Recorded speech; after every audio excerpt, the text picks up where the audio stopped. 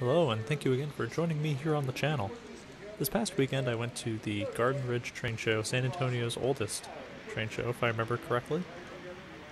And it was a small venue. I picked up a few goodies from some of the vendors. We'll take a look at those later. But there was really only two operating layouts, for the most part, this HO scale. And then another N-track module layout that we'll see later on.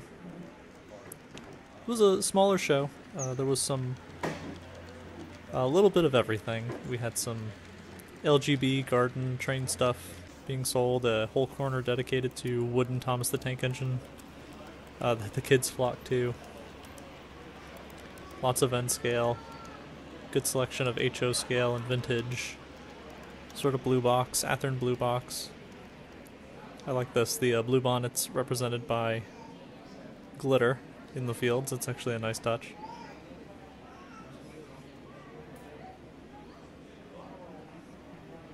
But yeah, overall, a small one-room sort of affair. There was some old vintage Varney freight cars and some old roundhouse and Athearn blue box and a little bit of this, a little bit of that.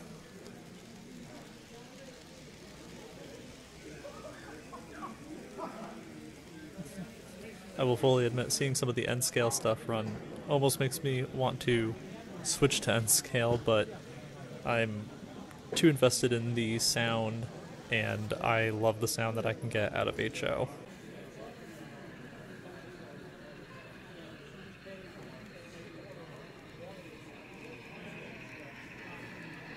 That isn't to say the N-scale stuff isn't impressive, though.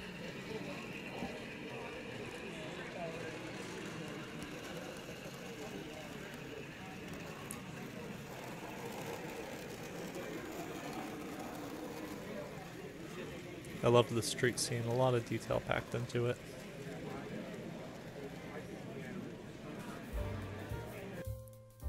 So, why don't we have a look at what I picked up at the show. This was a Union Pacific Pacific Fruit Express reefer. I believe this was an AccuRail kit someone put together. Couldn't really find any markings on it, but I'm hoping to slowly build up a fleet of PFE reefers similar to this. It's going to get some nice metal wheels, probably Intermountain. I'll have to double check the coupler height and all that. But it was a nice kit and a decent price. I figured, why the heck not? A good start to a PFE fleet.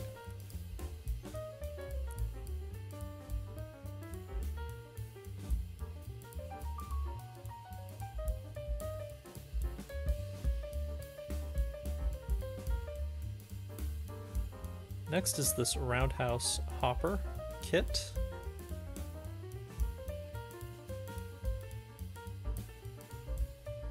This is a Union Pacific hopper, and it fits the time period I'm looking for. It should go well with the other hoppers I have, the Walthers Trainline Union Pacific hoppers I have. It is a little bit of a kit, so you have to put some of it together, but I have files and I have paint and primer. There's the instructions. Should be pretty simple, all things considered. Baggie of wheels and trucks and couplers. We'll swap out the wheels and the couplers for proper metal and KDs. That'll be a fun afternoon kit, I think.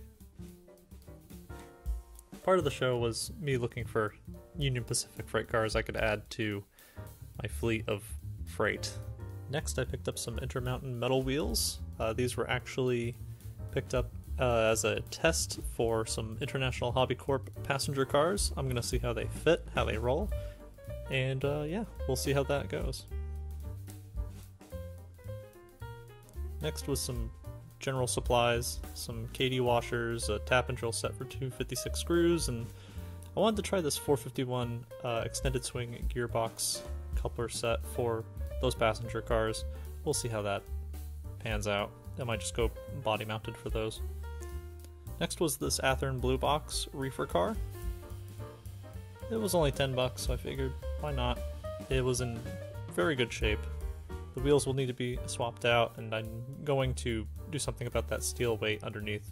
I don't get why people put these together and just leave a rusted steel weight underneath. It looks terrible. Even if you never see the weight, I know it's there, and I know it looks terrible, so we'll take that off and we'll sand it back a little bit, maybe paint it black. And yeah, nice car.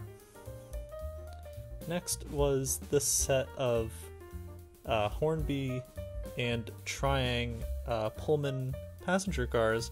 There's a gentleman that goes to this show that has a whole lot of older Hornby 00 gauge English models, and he's moved to DCC, so a lot of his older stuff he puts up for sale at this show. And he had a lot of 90s Hornby era locomotives, and I've bought stuff from him before the last time I was at this show, but I figured he had this set of Pullmans for $25–30, I think. I figured, why not? They would look great behind a future Flying Scotsman model or the Tornado model that I'm currently repainting. And I really enjoy the detail inside these cars. So these longer ones are Hornby, and the shorter one that you saw earlier was a Triang model.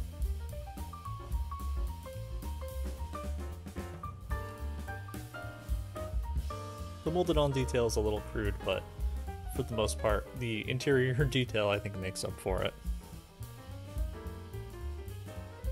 The wheels will probably have to get swapped out with proper metal wheels.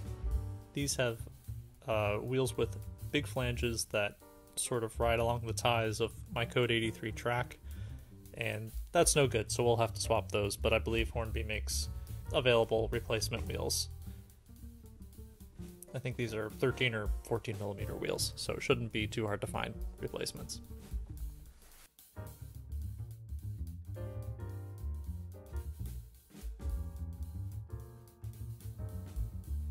Granted, the Triang car doesn't fit exactly with these, but you know, that's okay. I think it'll look great running down the track behind a Tornado or a Flying Scotsman or any other passenger service.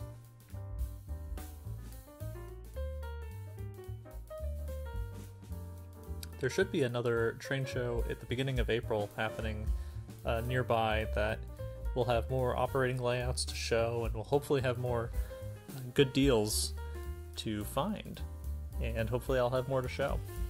More to add to the collection, as it were.